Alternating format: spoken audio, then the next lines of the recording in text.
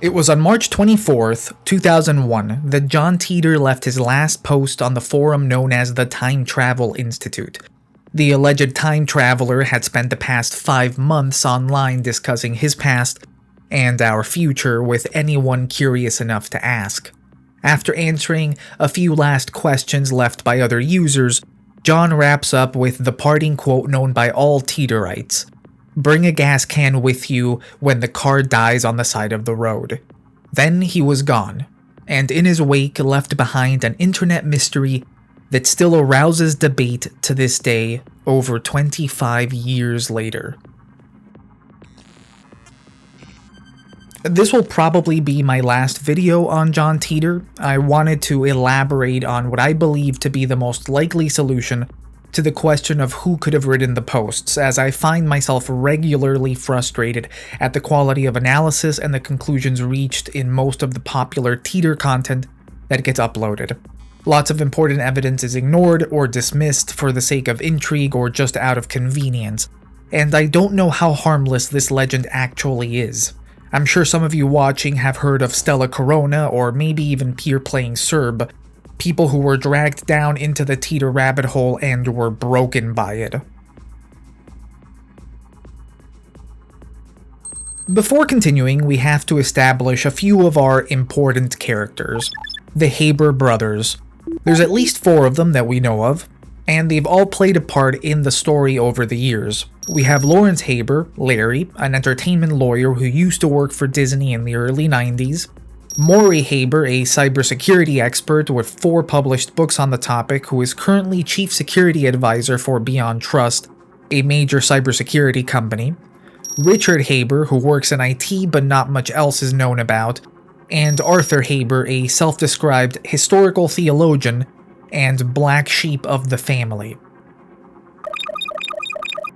So here's my basic thesis. The Haber brothers, specifically Larry and Morey, developed this story with the hopes of eventually monetizing it. This is not a new theory. This is actually the quote-unquote official theory you can find on the Wikipedia article. Kind of. Larry has been fingered as a potential Titor suspect ever since he publicly involved himself with the story, and Morey has been brought up as early as 2013. Technically, none of the evidence I will present here is original. Most of it has been discussed before, and even once hyperbolically touted as the smoking gun proof of Titor's authorship by one infamous debunker. What I have done here is collect what I have found to be the most compelling pieces of evidence in support of the Haber theory and present what I hope to be a convincing case. Let's get a bit more specific. In legal settings, there's 3 general standards for how convincing a presented argument is.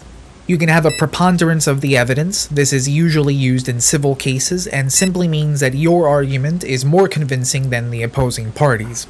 Then there's clear and convincing evidence, which means that the evidence strongly suggests that the argument is true, like 75%. And then you finally have beyond a reasonable doubt, which is used in criminal cases and means that no other reasonable explanation can be presented for the evidence shown. I believe that my proof in favor of the Habers creating Titor fit into this middle category, that it's clear and convincing evidence of their involvement, but not absolutely beyond a reasonable doubt. I should mention that I'm not a lawyer or anything close to that, and I'm simply using this as a rough metric. I just think that it's a good way to think about what the most likely conclusion to all this is without getting lost in the weeds. I believe that the vast majority of the evidence is pointed in one direction, and that's what I hope to get across here. By the end of this video, you should at least understand how I've come to the conclusion that the Habers were the creators of the Titor story, and who knows, maybe you'll be convinced by my argument too. Now, please do not contact any of the individuals mentioned in this video. These are real people with real lives, families, and careers, and they do not deserve to be harassed just because they might have created a sci-fi story 20-some years ago. All of the information I gathered here was obtained from publicly available sources. And with the preamble out of the way, let's get to it.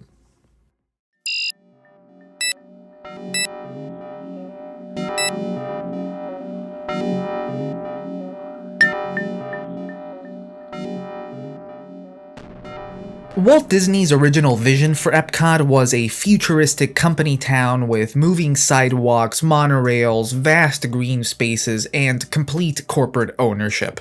To prevent hypothetical residents from having municipal voting rights, no one living there would have been allowed to own their own homes, and employment status would have determined whether you were allowed to stay or not. Retirees and the unemployed were to be persona non grata in Walt's techno-utopia, except as paying visitors, of course. These plans were shelved when Walt died, only to be resurrected in the 90s when the Disney company faced the potential loss of some land around their Orlando parks if they didn't develop it. After much deliberation, the company decided to move forward with a Disney-branded suburb, partially inspired by the Epcot concept, but retooled for the 1990s. Instead of a dystopian company town of the future, we ended up getting the City of Celebration, a planned community designed to feel and function much like a pre-World War II American town, with the first residents moving in 1996. It was meant to be walkable, a very novel concept at the time, with a small downtown area at the center functioning as a social hub. The town itself looks frozen in time around the 60s or 70s, a deliberate choice to make the community feel quaint. All the homes were originally designed to be connected to a primitive local version of the internet, and they were even going to come up with a fake history for the town until someone decided that it would be too tacky. Celebration is at the center of the John Titor story, and it's really the ideal birthplace for the legend. The goal behind the creation of Celebration was to bring the past into the future, to recreate small-town living in America before the advent of automobiles, but with modern conveniences. A place where kids walked to school, where people knew their neighbors, shared slices of apple pie after Mass on Sundays, and made household purchases and managed the accounts from the convenience of the family computer. Andrew Ross, author of The Celebration Chronicles, describes the allure of the town to would-be residents. This was a different kind of promise. It seemed to be channeling the sharp rush of baby boomer hunger to be homeward bound to a place that lies well off the century's main drag, behind the fast curve of modernity where their grandparents had once lived. This is a version of the future, but it doesn't look futuristic, not like the one you passed en route. Xanadu, the house of the future. The reality turned out to be something very different, but that was the original pitch anyways. Some of you might already spot some similarities to how Titor described his life in America, but that's not really the point of this video. Right now, I just wanted to give you all this quick introduction to Celebration, as we'll be spending quite some time there in this video. To address the point of this section, back when the Titor author switched over from IRC chats to forums, he began posting on a site called the Time Travel Institute. This website, like many others at the time, would log and publicly display the IP addresses of every user under their posts.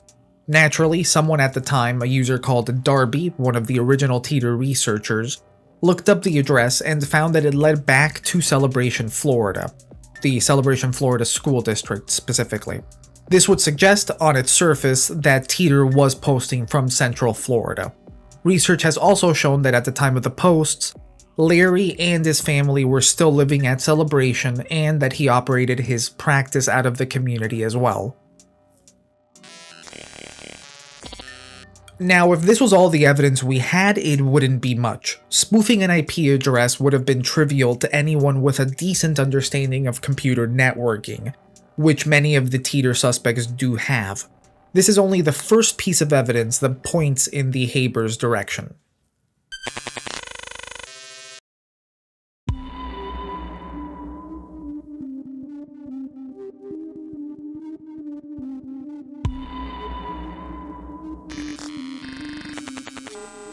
Not only did Larry live in Celebration at the time of the Titor posts, he was the first official resident of the community, as reported by the LA Times in 1996. I wanted to properly introduce Mr. Larry Haber by quoting again from the Celebration Chronicles by Andrew Ross. He was able to interview Larry and has provided us with a snapshot of his worldview and personal beliefs at the time. This is from pages 236 to 237. Yet there were some celebrationites, like Larry Haber, a founder of the town's Jewish council and the Jewish congregation, and whose family had been the town's first official residents, who saw the management structure as a perfect embodiment of their own partisan politics. A busy pioneer, Haber was active in United Way and saw himself as a George Will kind of Republican. Social libertarian, fiscal conservative, religious liberal, and fierce opponent of big government. Haber believed celebration to be the ideal Republican state in miniature, without government's layers of elected officials to stifle the process of self-determination. In fact, celebration was pretty close to what Haber saw as a condition of direct democracy. Haber's view of the town as personifying his own ideal of a pure political utopia was probably exceptional. So not only was Larry the first resident of Celebration, he was also living in the town at the time of the posts, and was seemingly a true believer in the community's promise as a model for the future of the country.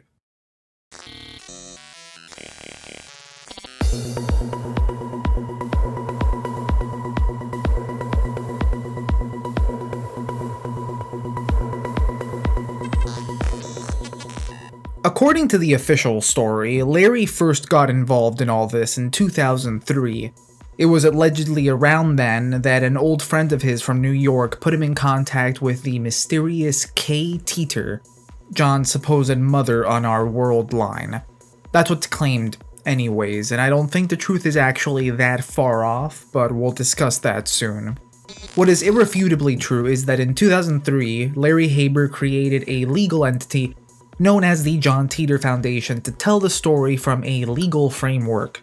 Larry has been very consistent with this story and has rarely, if ever, deviated from it. This organization is the first and only to have claimed a legal quasi-ownership over the John Titor posts. They also at one point owned the John Titor trademark, although that has since lapsed. The probably fictitious K. Titor has never been interviewed directly, but she once appeared on an Art Bell Coast to Coast AM episode, where she spoke through Larry, as in Art would ask Kay a question, Kay would then whisper her answer to Larry, and then Larry would give that answer to Art. It was as slow and as awkward as it sounds. I'm guessing a voice modulator would have been too tacky. Anyways, for about 2 decades, Larry allegedly acted as the personal attorney for the Titor family.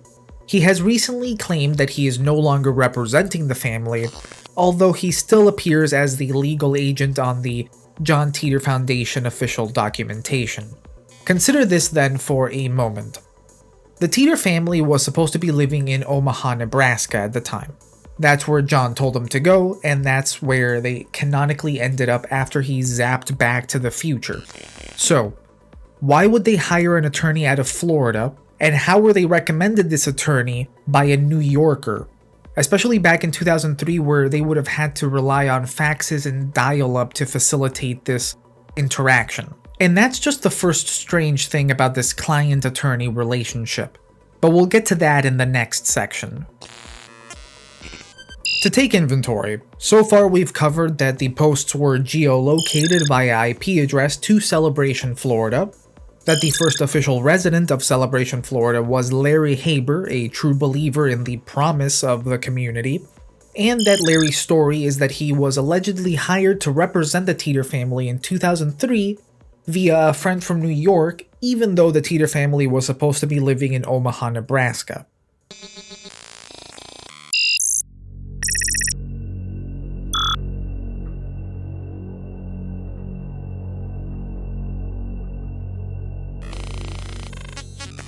The one person that Titor spoke to the most during those months between 2000 and 2001 was Pamela Moore. From what anybody can tell, they formed a pretty close relationship that even resulted in Titor eventually sending her a parcel. John asked her, what she would like to receive from him, and she replied that she wanted anything that had come through the black hole with him. He sent her a portion of a label from an IBM 5110 computer. 5110, not 5100. The postmark was from Florida. Sometime after 2003, Pamela received a package from the John Titor Foundation, completely unprompted. It contained a copy of A Time Traveler's Tale and a letter from Kay Titor. While Pamela has expressed some suspicions about Larry and Kay, she did mention in an interview with John Razimus in 2009 that whoever was posing as Kay did confirm some things in a letter to me to at least tell me that she had access to his emails. This would suggest that the John Titor Foundation had information that no one but the original hoaxers would have had. This is very important. It's a direct line from the 2000-2001 posts to Larry and the JTF. Some have accused Haber of stealing the Titor story from the original posters, but him having access to Titor's emails and Pamela's home address appear to contradict this.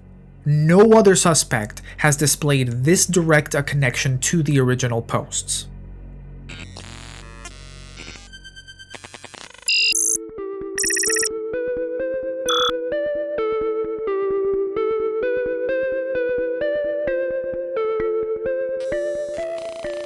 Larry also had a very particular relationship to this supposed Kay Titor, one that I would say is very weird. I'm not super knowledgeable about the legal system, but Mr. Haber appears much more involved in all this than would be expected. Even though he's claimed that the Titor story doesn't result in a lot of work on his part, maybe a few hours out of the year, he's given quite a few public interviews on the topic. I found 8 appearances from just a cursory search, but there could easily be many more. The earliest, as far as I could tell, are a few interviews he gave on Coast to Coast AM, one every year from 2006 to 2008. He was also interviewed on video a couple of times, once in 2007 and another time in 2010. Larry's also answered questions about Titor via email, as he did with Mike Sauvé for his book Who Authored the John Titor Legend. The most recent interview I could find is from 2017 on a podcast called Fade to Black with Jimmy Church. To the veteran Titorite, this isn't surprising. Larry has always given interviews on the topic, so what? Well, I tried to look into cases similar to this one, and I really couldn't find any instance where an attorney becomes the focus of attention while the client is off doing something somewhere else. When asked directly about this in 2016 by Mike Sauvé, Larry answered that it's, quote, fun to do, and that Kay is aware of it and has never asked him to stop. If he didn't mistype, then I take this to mean that he wouldn't even notify his client that he was planning on making these appearances beforehand. I could be reading into it, and there was some prior agreement that he could go on these platforms to promote the story, but it's generally considered bad form for an attorney to do this. In 2018, the American Bar Association added the following rule to their list of model rules of professional conduct. Rule 1.6, Confidentiality of Information, Client-Lawyer Relationship. Paragraph A, a lawyer shall not reveal information relating to the representation of a client unless the client gives informed consent. The disclosure is implicitly authorized in order to carry out the representation, or the disclosure is permitted by Paragraph B. Paragraph B, a lawyer may reveal information relating to the representation of a client to the extent the lawyer reasonably believes necessary. To me, this all appears to be Larry promoting the Titor story on behalf of his client, which is strange. Nobody hires an attorney expecting them to also do PR work, nor is it likely that an attorney would want to be this public about one of his clients. Larry's given motivations make little sense to me if this was just a regular client, which leads us to my next point.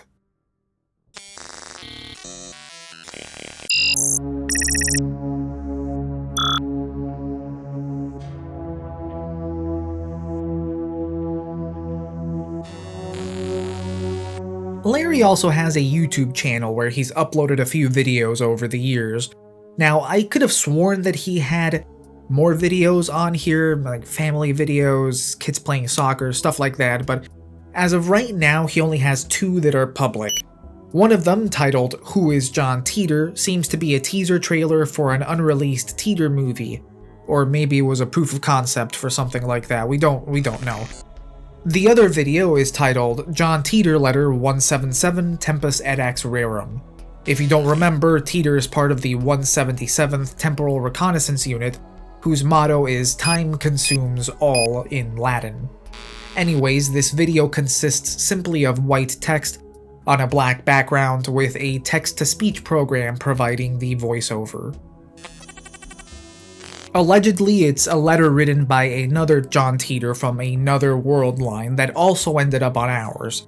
It appears to me like they wanted to expand the lore a bit and rouse up some attention, but it didn't seem to have that much of an effect. This is what the JohnTitorFoundation.com site is about, by the way. It's supposed to somehow help these other Titors find their way home. This is good and all, expanding the lore, whatever, but why was it uploaded to Larry's personal channel? Why would a client ask their attorney to post something onto their personal social media account? Why would the attorney accept? To me, this betrays a much closer relationship to the client than Haber has been letting on about.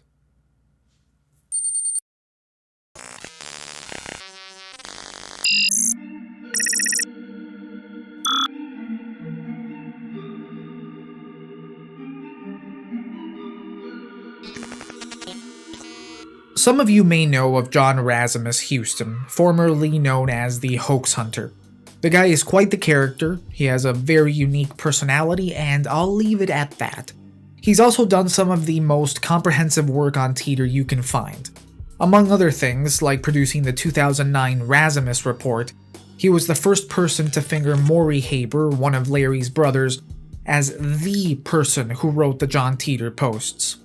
Although his methods were deeply flawed in this instance, he came to the conclusion that Morey wrote the Titor posts by comparing their writing styles, or linguistic fingerprints as he called them.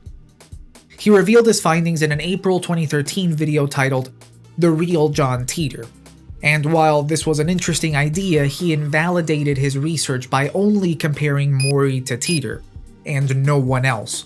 He didn't think to include a control set to compare to, or other suspects' writings like Joseph Mathany's.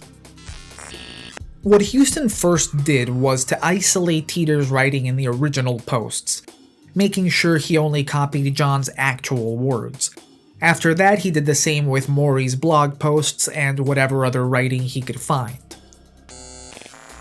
Then manually, he went through both datasets and identified as many quote-unquote phrase matches as he could.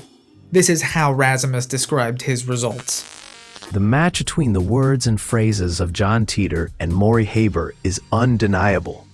With the set amount of text examples available, separated by 9 years, both John Titor and Morey Haber share 2 6-word phrases, 5 5-word phrases, 61 4-word phrases, over 400 3-word phrases, and an immense amount of 2-word phrases, including a variety of uncommonly used words.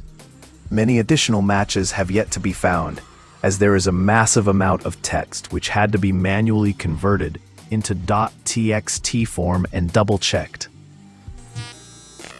This might seem impressive, but without comparing Titor against any other suspected author's writing, all Razimus did was find the phrase matches that Titor and Morey shared in common. Not many people in the Titor community took Hughston's analysis too serious, especially after he released multiple self-ingratiating videos, mocking critics and lauding himself as the John Titor champion. It wasn't until Mike Sauvé, author of Who Authored the John Titor Legend, took Hughston's work to the next level that the Morey theory could seriously be considered. Sauvé got in contact with Dr. Andre Nini, a professor of forensic linguistics at the University of Manchester, who has published widely on questions of authorship ranging from the Jack the Ripper letters to the Bixby letter. Sauvé asked Dr. Nini to look into the Titor posts, and Nini agreed. He enlisted a group of his graduate students and assigned a Titor suspect per pair.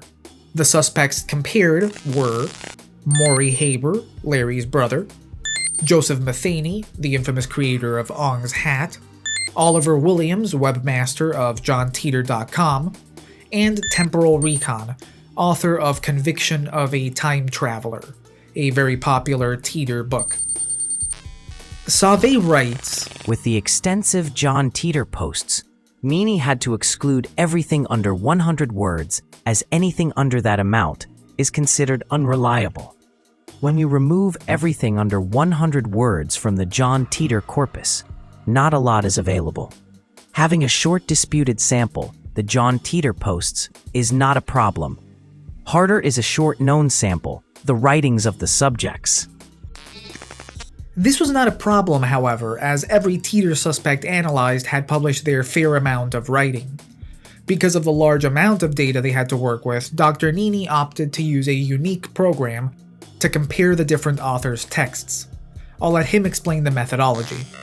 I ran features that involved taking the top 100 most frequent word sequences of 2 to 5 words, then taking punctuation and taking average word length for each text, sentence, and paragraph length. All of the markers were found to work in stylometry, the disciplines that studies the quantification of style. So you get all these measurements for each text, and what you want to find out is if there are any differences in the way all the suspects behave. Say they all have the same average sentence length. So I ran tests of significance for variables. You take all the ones that are significantly different. You test statistically whether Morey Haber has a higher average sentence length than another suspect. If it does, then you take that marker and put it in a basket. If not, you exclude it. Now you have a basket of features you know are important. At that point, you still have a problem, because you probably have 100 or so of these features. It's very difficult to make sense of all of that. So you reduce the dimensionality of that. And one way this is done is by using principal component analysis, a classic statistical technique used in several fields. It reduces many variables to a few. It finds common patterns and puts them together and gives you only a few variables, which are like super variables that account for as much as possible. In this case, we found that the first components for the first super variable accounts for registers. So what did Dr. Nini find?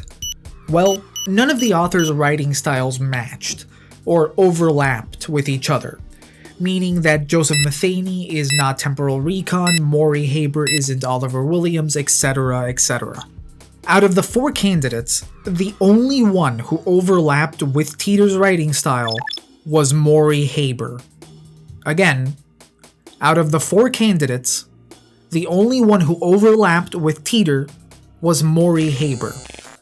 Now, this does not mean that Morey is Titor, but it tells you which suspect is the most similar or who has the most similar style to the disputed text. But that starts on the assumption that your suspect is in that sample, said Dr. Nini.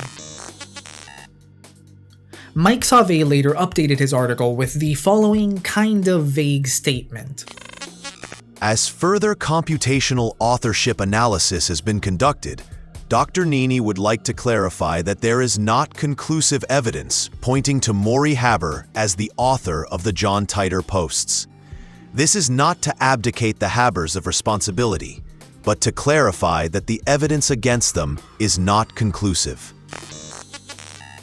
I don't know if this means that more work was done on Dr. Nini's part and that Morey no longer overlapped with Titor, or if it was simply Nini making it clear that his work should not be taken as definitive proof of Morey Haber's authorship of the posts.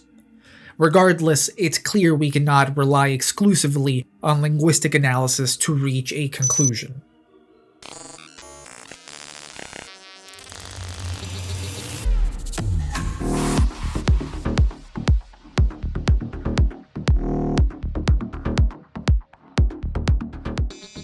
Something interesting happened right after Razimus Hughston uploaded his first Morey video in April of 2013. About a day after the video's release, an email was sent to Hughston from one so-called Arthur Haber, a Haber brother we didn't know existed up until then. For whatever reason, Arthur had decided to get into contact with Razimus to warn him that his video was causing Morey to get harassed at work and forcing him to update his passwords. The motivations behind this are anyone's guess. Maybe Larry or Morey asked him to. Maybe he was just being proactive. Whatever the case, this email led to an extended back and forth between the two, and it's this conversation that Razimus calls the quote-unquote smoking gun proof that Morey Haber is John Titor. Most of the content in these emails is shown on screen in his last Titor video, but Razimus decided to censor large portions of what he called decoy information. This is very frustrating, but there's still some value in this correspondence. The entire conversation is just a little strange overall. It's possible that this is just because of the redacted sections making it feel very disjointed, but I think it is more than that. There are a few things here that I find a little suspicious, but it's not nearly as conclusive as Razimus makes it out to be. First is how quickly Arthur responded to the video only a day after uploading, and how seemingly exaggerated the claims of harassment were for how niche the video was.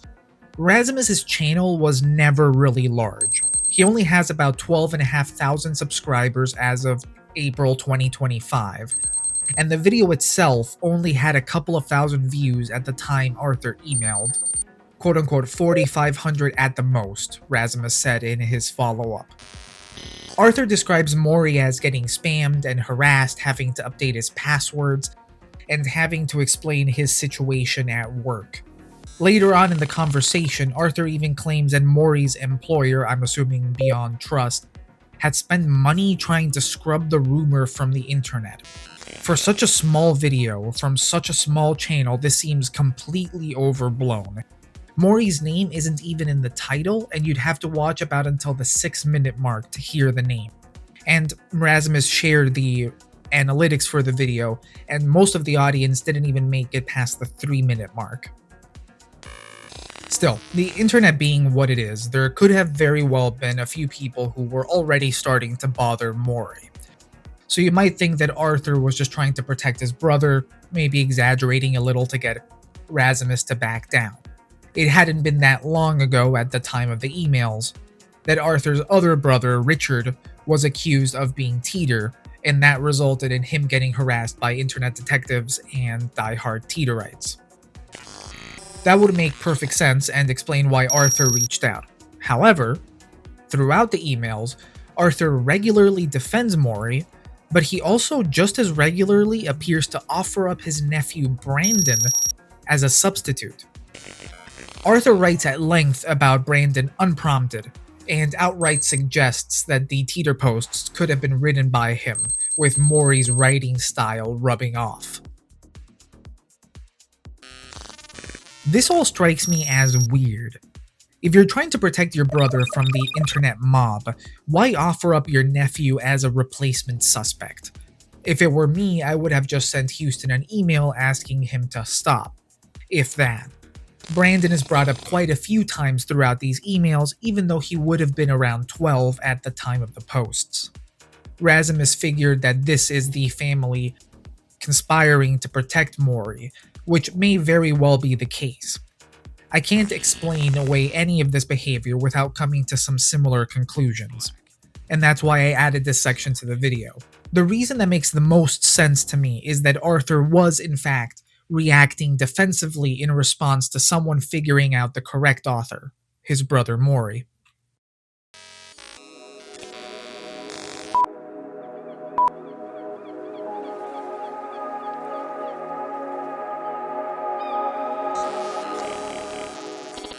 So now that I've gone through all the main pieces of evidence, let's bring it all together into one cohesive picture. It's known that the IP address that the Titor author was posting from was traced back to Celebration, Florida, a retro-futuristic planned community. Larry was coincidentally the first official resident of Celebration, Florida, and is quoted at the time as believing the community to be near utopic. We also know that Larry Haber founded the John Titor Foundation in 2003, and that he allegedly became the attorney for John Titor's Mother on Our World line. This gives us some direction, but it's not enough to conclude anything. With just those pieces of evidence, we would only be able to conclude that the Titor hoaxers happened to pick an attorney with remarkably similar beliefs to those they present in the story. And how do we even know that Larry is actually associated with the original authors? Well, the John Titor Foundation apparently had access to information that only the original hoaxers would have had: Pamela Moore's mailing address and John's emails. This direct connection to the original poster seemingly proves this, and the alternatives, say hiring hackers to steal the data, appears less likely. Now that we've established a connection between Larry and the original hoaxers, what else can we glean from Mr. Haber's behavior? I argue that how Larry acts in regards to his client hint at something deeper. First is the strange story Larry gives as to how he became Kay Titor's attorney. Kay was living, or soon would be living, in Nebraska, and she was recommended to an attorney from Central Florida by someone living in New York. Forgot to mention this earlier, but it's important to note that in John Titor, A Time Traveler's Tale, a slightly different version of events is presented. In the introduction to the book, which is apparently written by Kay's lawyer, so that would have to be Larry, it reads that the attorney was living in Nebraska, a place that Larry definitely wasn't living in at the time, so there is that discrepancy.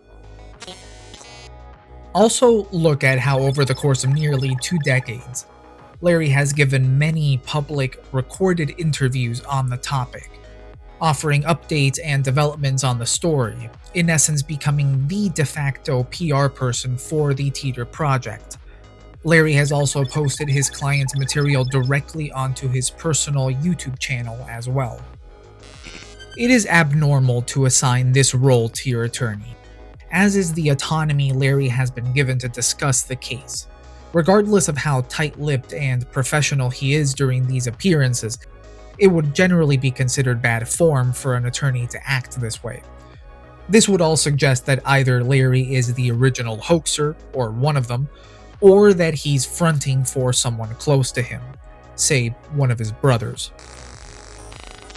All of the Haber brothers, who are from New York by the way, have at one point or another been accused of being the Titor author, except for Arthur. None of them really have the background necessary except for Morey Haber, an IT guy with a long history in the industry and who worked for IBM in the past. It was Morey's writing style that Dr. Andre Nini of Manchester tentatively linked to Titor's. To bolster this idea, we have the strange reaction Arthur Haber had when John Hughston released a video in 2013 about Morey being the Titor author. Arthur emailed Hughston pleading with him to stop accusing Morey only a day after the release of the video, claiming that Morey was being harassed and having problems at work, even though the video had received very little attention. Even if this was true, Arthur repeatedly offers up his nephew as a substitute suspect, something which contradicts his given motives of trying to protect his family. There would be little to no reason for Arthur to do this unless he really believed Morey was involved. It's for these reasons, and a few other ones that I didn't mention in this video, that I believe the Haber brothers, particularly Larry and Morey, are the ones responsible for the John Titor story. I tried to keep this short, there's plenty of more supporting evidence for the Haber theory, but I wanted to focus on the strongest and most pertinent pieces here. I didn't talk at all about Kostak or General Titshaw, barely mentioned Larry's history at Disney, nor did I go into detail about Morey's background. But with just these examples, you should be able to see how there's clear and convincing evidence of the Habers' involvement. If you disagree, please comment down below or shoot me an email. I would love to hear who you all think the Titor author was, if he wasn't a time traveler, that is. Also, please remember that these are just my personal opinions. And with that, we're done. Finito. Finally, this one was a very, very big project for us, and we're very happy, and it means a lot to us that you've watched to this point. If you liked the video, please consider subscribing and clicking the thumbs up, commenting, ringing the bell, everything else. We make mini docs and videos on topics mysterious, forgotten, and obscure. Hope to see you back. Take care.